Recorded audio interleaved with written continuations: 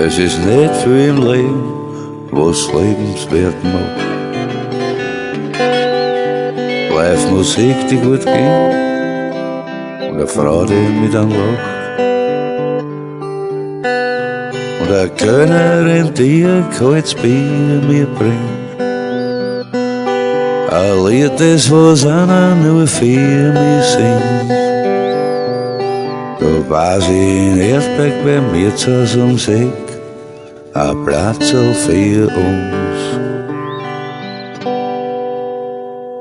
Ins Appartement zu Alice, zu Patricia und zum Schumi, wann er spielt.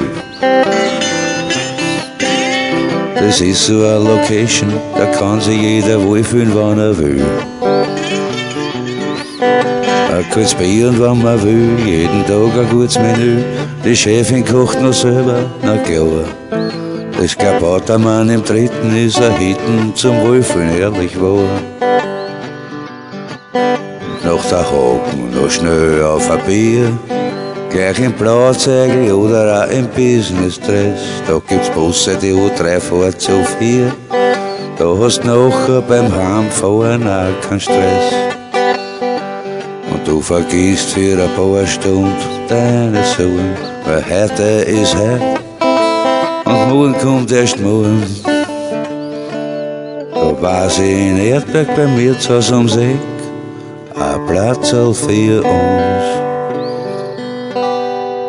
Ins Appartement zu Alice, ins kleine Beisel in der Gassen ums Eck.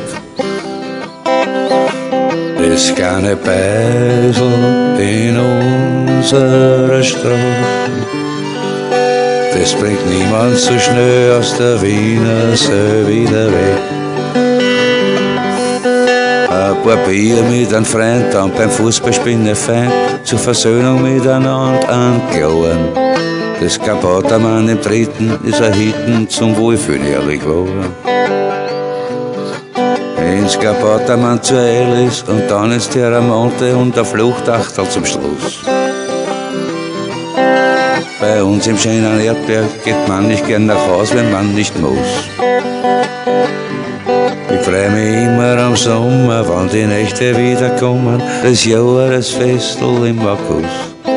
Das Appartement im Dritten, wo man sich ganz einfach wohlfühlen muss.